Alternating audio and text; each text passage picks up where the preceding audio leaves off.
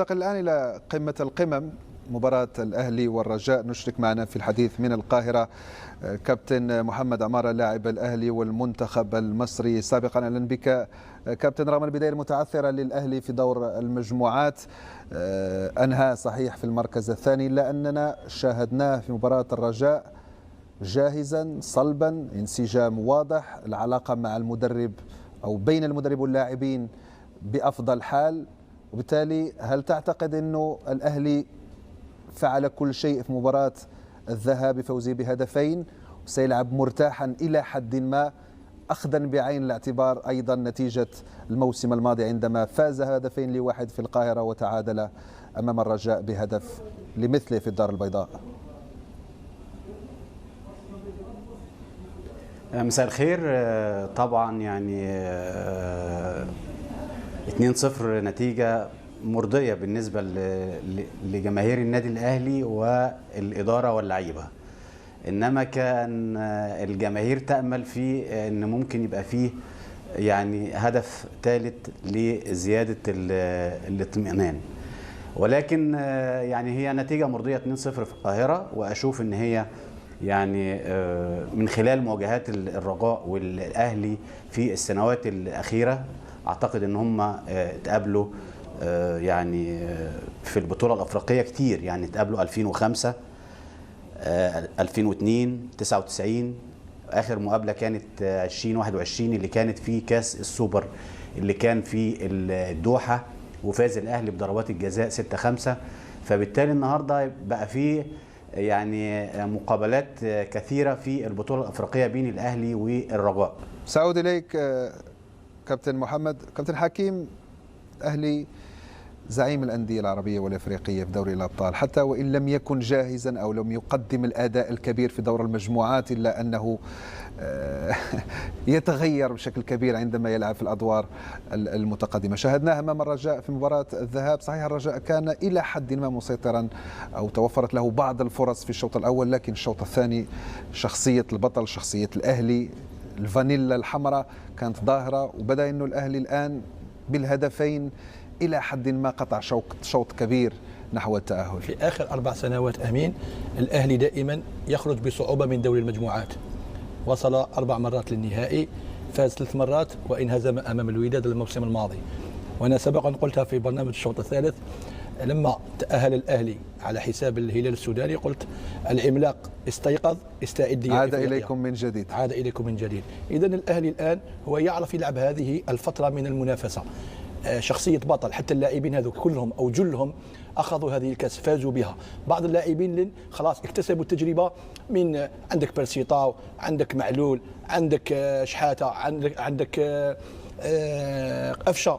يعني هؤلاء كم من اللاعبين الخبرة والتجربة اللي عندهم راح تسمح لهم. الشناوي حارس، خلينا الشناوي أنا سميته ما في برنامج رقم 1 سميته الهرم الرابع، يعني الشناوي من أحسن الحراس في القارة.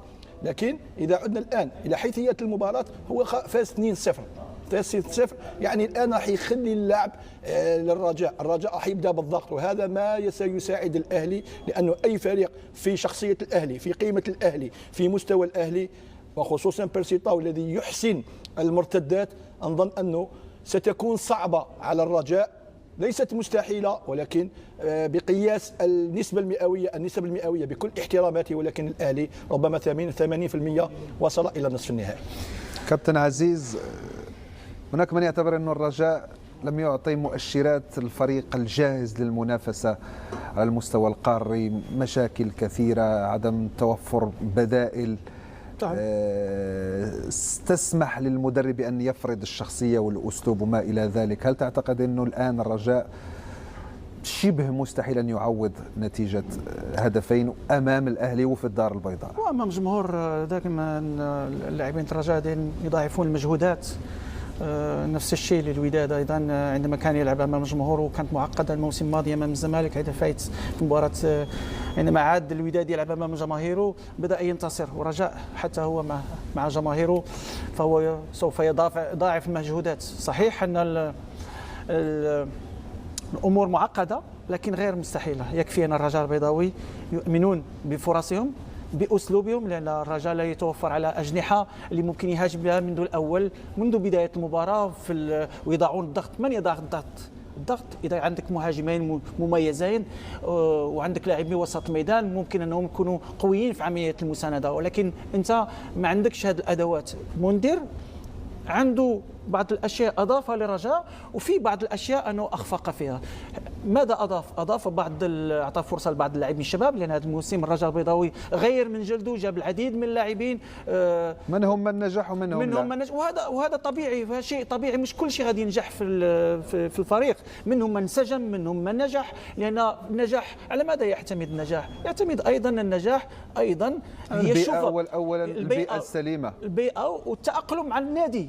في بعض اللاعبين جاوا من الانديه اصغر، عندما تاتي الى فرق كبيره في الدار البيضاء كالوداد والرجاء صعب انك تتاقلم. فيهم ما يتاقلم وعنده القوه وعنده الاراده وعنده الشخصيه اللي ممكن يتاقلم بسرعه وامام الجمهور يتاقلم. في بعض الاخرين فهم لم يتاقلموا، ولذلك فكانت في دوري المجموعات الرجاء البيضاوي قدم اداء مميز جدا، وكنا قلنا بانه لم يختبر بعد. صحيح. يختبر بعد، لكن اظن بان هي كانت شيئا ما مجازفه من الرجاء في الرجاء البيضاوي امام الاهلي. كان ممكن يخرج على الاقل بهدف ل0 وليس 2 قاسي على الرجاء البيضاوي، لانه قدم شوط اول مثالي.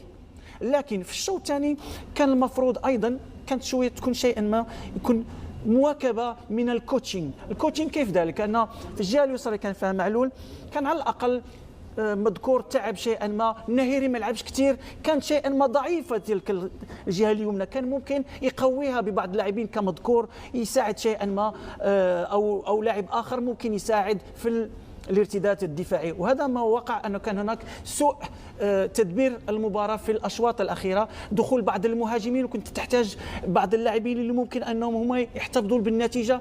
نخسر 1-0 ولكن ما نخسرش 2-0، وهذه هي العقليه اللي كان لازم يدخل بها الرجاء البيضاوي. اوكي انا تسجل علي هدف وانا كنت مسيطر انا كان ممكن ان نسجل اهداف، لكن عندما تسجل علي هدف ما نستقبلش الهدف الثاني، وهذا هو الاحتراف وهذه هي الخبره. ولكن اظن بان امام الجماهير لا شيء مستحيل. تسجيل في بدايه المباراه مهم جدا باي وسيله، مدافعين كره ثابته، المهاجمين، الاختراقات اللي مع عمره اخترق لازم يخترق، لازم يخترق.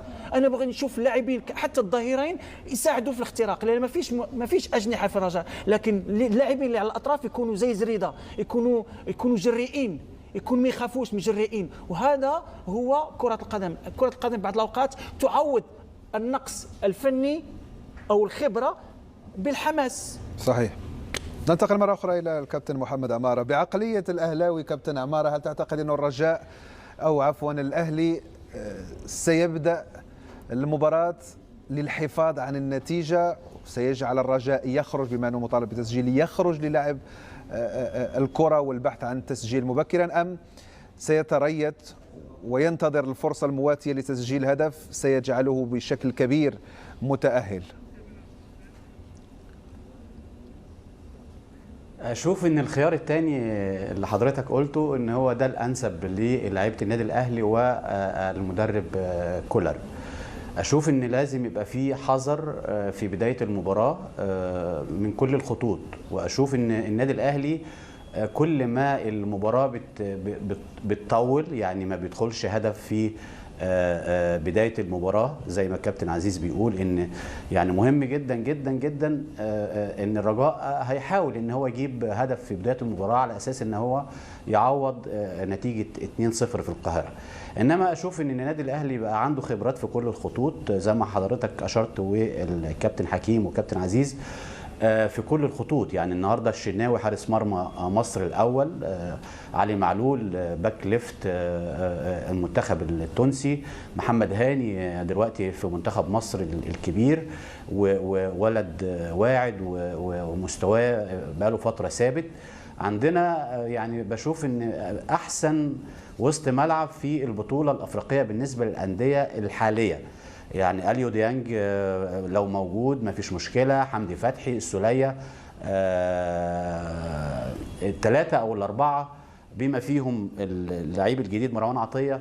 اشوف ان عندنا 4 اقوياء جدا جدا في وسط الملعب الحالي في النادي الاهلي. فكل ما الوقت يتاخر وكل ما النتيجه بتتاخر بالنسبه لفريق الرجاء، فده بيزيد من صعوبه رجوع الرجاء للمباراه. والنادي الاهلي ما هو مش مستعجل، يعني هو النادي الاهلي يعني لو في توفيق وقدر ان هو يحرز هدف في خلال الشوط الاول، ده هيفرق معاه كتير جدا جدا، يعني ممكن يقتل المباراه بمعنى الكرة او بمصطلح الكرة. نعم. ان خلاص يعني هيزيد من صعوبة الرجاء لو احرز هدف النادي الاهلي مبكر. هيحتاج النادي الرجاء ان هو يعوض ب3 اهداف او 4 اهداف عشان يقدر يعوض فرق الاهداف.